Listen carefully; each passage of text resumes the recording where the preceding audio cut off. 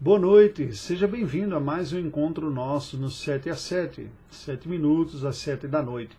Hoje nós vamos olhar para uma terceira implicação da doutrina bíblica do sacerdócio universal dos crentes. Vimos que a primeira delas é celestial, implica que cada cristão tem acesso direto a Deus através de Jesus Cristo, implica uma dimensão missional, que cada cristão tem a instrumentalidade e o privilégio de dar testemunho de Cristo aos outros e ser usado pelo próprio Cristo para se dar a conhecer ou dar ao conhecimento de Deus às outras pessoas. E a terceira é a implicação eclesial, é o serviço ministerial da Igreja do Senhor.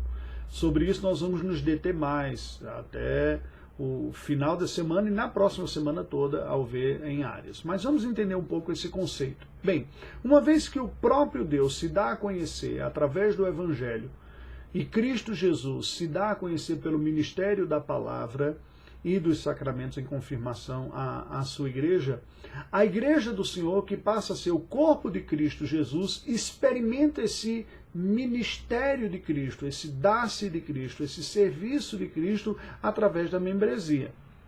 Esta é uma implicação relacional dentro da vida da igreja, por isso que falamos de uma implicação, de uma dimensão eclesial. Porque, conquanto nos tornemos igreja de Cristo Jesus, imediatamente parte do povo de Deus e salvos após a regeneração, quando cremos no Evangelho, apenas inicia-se um processo da formação de Cristo, ou da nossa conformação à imagem de Cristo, à imagem de Deus, pela semelhança e o poder da presença de Cristo em nós. Aqui está o ministério ativo da vida da igreja. Essa transformação que vai ocorrendo diariamente em nossa vida e dura toda a nossa vida. E não se conclui aqui. Se conclui com a glorificação imediatamente após a morte ou a transformação daquela geração que estará viva quando Cristo voltar. Nós temos, portanto, um aspecto formador aqui.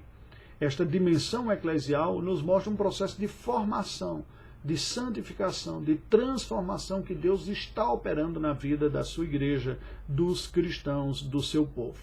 Cada cristão tem um chamado divino para amadurecer espiritualmente, através da vivência ministerial eficaz da igreja. Não apenas a sua individualidade, não apenas o exercício individual, que é importante, né, das suas práticas da oração, meditação bíblica, vigilância, as práticas devocionais como um todo e a piedade individual. Também há uma dimensão familiar, mas não apenas essa, que é uma espécie de extensão da sua unidade, a unidade familiar, culto doméstico, exortação mútua, educação, né, discipulado dos pais nos filhos, mas há uma dimensão eclesial, que é uma outra instituição, não a família, um outro aspecto, não o ego, o indivíduo, mas a corporatividade do corpo de Cristo. A dinâmica da interdependência no corpo de Cristo.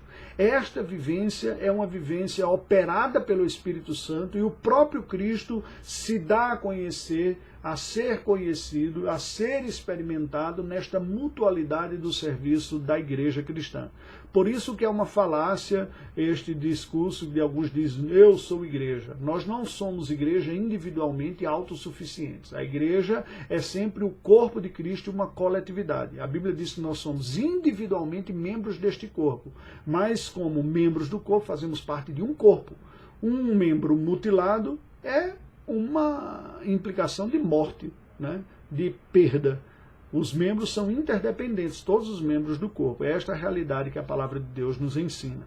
Esta vivência ministerial da vida da igreja é que formará discípulos de Cristo que amadurecem, que vão se tornando cada vez mais semelhantes a Jesus Cristo. Ninguém é autossuficiente, ninguém consegue perceber tudo que tem, ninguém consegue gerar uma dependência completa de Deus, e o cristianismo não é uma realidade a ser experimentada na individualidade.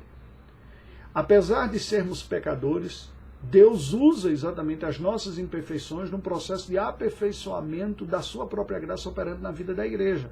Haverá estranhamento, haverá desentendimento, haverá desconforto, haverá incômodo muitas vezes, haverá decepções com os outros e os outros conosco, e Deus usa tudo isso para nos aperfeiçoar e para conformarmos-nos à imagem de Cristo e formar a sua igreja.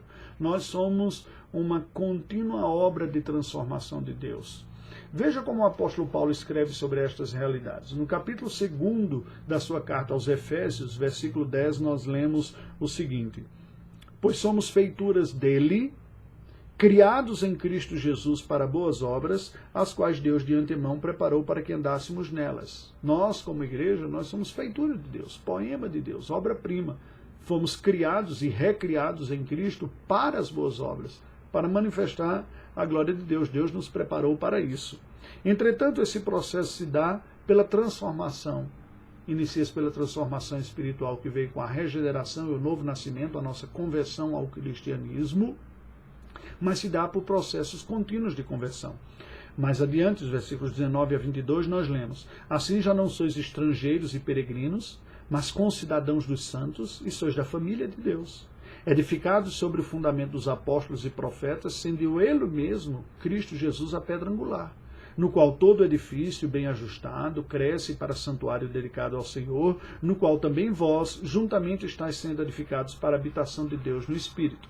Um processo de crescimento baseado na revelação de Deus na Escritura Sagrada. No capítulo 4, versículos de 11 a 16, nós lemos sobre este processo de crescimento e transformação que se dá no âmbito da igreja. Olha o que nos diz: e ele mesmo concedeu uns para apóstolos, outros para profetas, e outros para evangelistas, e outros para pastores e mestres, com vistas ao aperfeiçoamento dos santos, para o desempenho do seu serviço, para a edificação do corpo de Cristo, até que todos cheguemos à unidade da fé e do pleno conhecimento do Filho de Deus, à perfeita varonilidade, à medida da estatura da plenitude de Cristo, para que não mais sejamos como meninos, agitados de um lado para o outro, levados ao redor por todo o vento de doutrina, pela artimanha dos homens, pela astúcia com que induzem ao erro, mas, seguindo a verdade em amor, cresçamos em tudo naquele que é a cabeça, Cristo, ele é a cabeça, de quem todo o corpo, bem ajustado e consolidado pelo auxílio de toda junta, segundo a justa cooperação de cada parte, efetua o seu próprio aumento para a edificação de si mesmo em amor. E por fim, nós lemos em Hebreus esta importância da mutualidade na vida da igreja, do auxílio mútuo, quando no capítulo 10 nós lemos os versículos 19 a 25. Tendo, pois, irmãos, intrepidez para entrar no Santo dos Santos pelo sangue de Jesus, sacerdócio universal, Cristo, o único sacerdócio, o único mediador, chegamos à presença de Deus. Ele diz: pelo novo e vivo caminho que ele nos consagrou pelo véu, isto é, pela sua carne, a de Cristo. E tendo grande sacerdote sobre a casa de Deus, aproximemo-nos com sincero coração, em plena certeza de fé, tendo o coração purificado, de má consciência e lavado o corpo com água pura. Guardemos firme a confissão da esperança sem vacilar, pois quem fez a promessa é fiel. Consideremo-nos também uns aos outros para nos estimularmos ao amor e às boas obras, uns aos outros, estimulando.